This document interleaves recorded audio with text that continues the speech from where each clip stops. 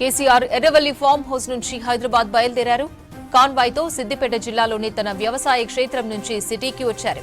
రేపు అసెంబ్లీ సమావేశాలు ప్రారంభం కానుండటంతో కేసీఆర్ సిటీకి వస్తున్నట్టు తెలుస్తోంది. రేపటి అసెంబ్లీ సమావేశాలకు కేసీఆర్ హాజరు కానున్నట్లు ప్రచారం జరుగుతోంది. కేసీఆర్ ఎర్రవల్లి ఫామ్ హౌస్ నుంచి హైదరాబాద్ బయలుదేరారు.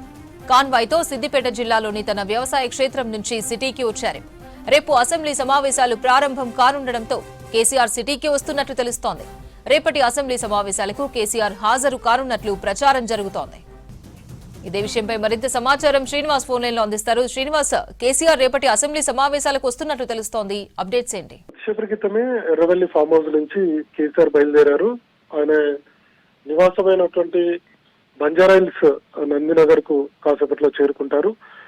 అయితే రేపు నుంచి అసెంబ్లీ సమావేశాలు ప్రారంభమవుతున్నాయి కాబట్టి అసెంబ్లీ సమావేశాలకే ఆయన హాజరయ్యేందుకు నందినగర్ ఫామ్ హౌస్ నుంచి నందినగర్ కు బయలుదేరినట్టుగా బీఆర్ఎస్ వర్గాలు అయితే చెప్తున్నాయి. రేపు జరిగే అసెంబ్లీ సమావేశాలకు ఆయన ఖచ్చితంగా హాజరయ్యేటువంటి అవకాశాలు ఉన్నాయనేది 2 రోజుల క్రితం జరిగినటువంటి ఎర్రవల్లిలో జరిగినటువంటి సమావేశంలో కొంతమంది నేతలు పాల్గొన్నారు. ఆ సందర్భంగా ఆయన ఆ నేతలతోటి ఈ అంశాన్ని ప్రస్తావించారు.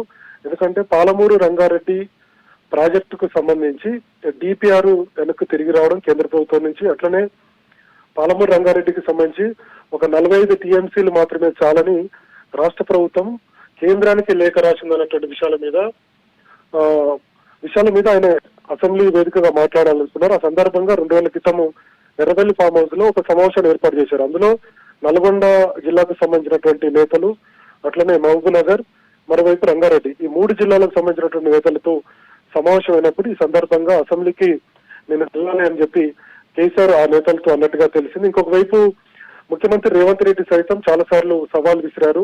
ఏదైనా ఉంటే అసెంబ్లీలో చర్చించుకుందామని చెప్పారు. మరోవైపు ఈ మధ్య 4-5 రోజుల క్రితం కూడా పాలమూరు రంగారెడ్డి సంబంధించినటువంటి అంశాల మీద కేసీఆర్ ప్రెస్ మీట్ పెట్టి మాట్లాడినప్పుడు కూడా రేవంత్ రెడ్డి స్పందించారు. సో ఖచ్చితంగా మీరు అసెంబ్లీకి వస్తే అన్ని అంశాలను చర్చించుకుందాం.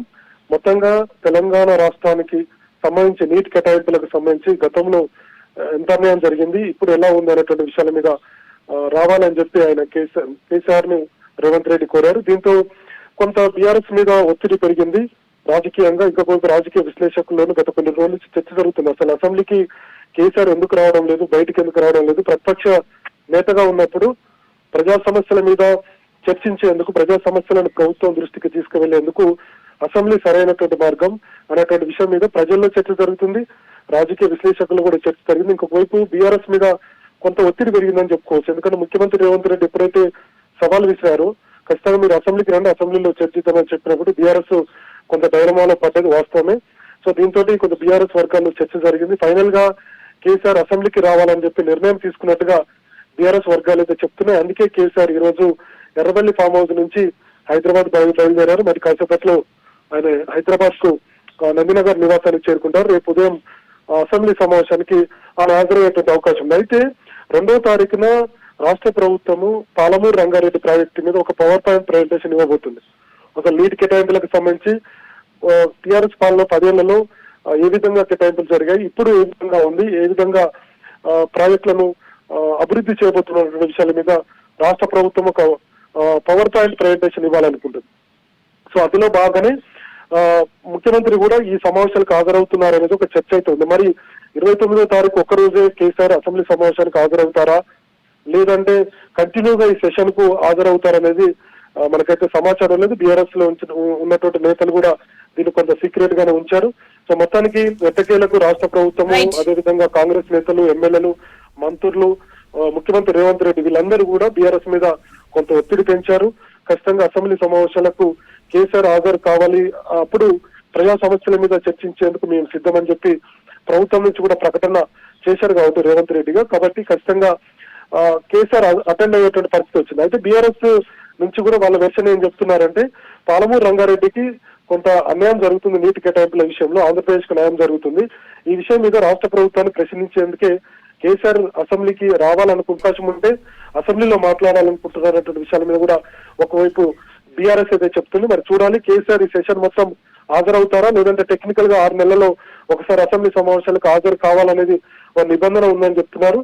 ఆ నిబంధన మేరకే కేసీఆర్ హాజరవుతున్నారు అనేది మనకు ఒక క్లారిటీ రేపటికల్లా వచ్చేటువంటి అవకాశం ఉంది.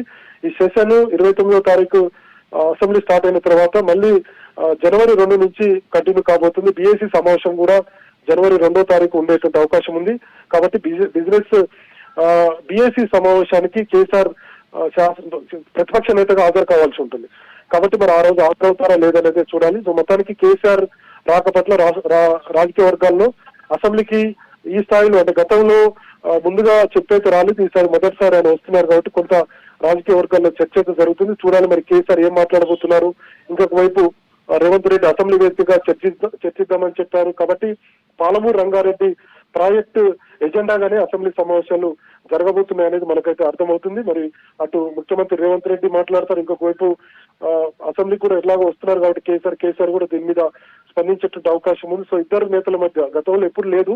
సో ఈసారి సభానాయకుడిగా ముఖ్యమంత్రి రేవంత్ రెడ్డి, ప్రతిపక్ష నేతగా కేసీఆర్ ఒకలా మాట్లాడడం జరిగితే అసెంబ్లీ కొంత ఆసక్తికరంగా ఉంటుంది. ఈ విషయం ప్రజల్లో కూడా చర్చ జరుగుతుంది. ఈసారి అసెంబ్లీ సమావేశాలు ఒకవేళ కేసీఆర్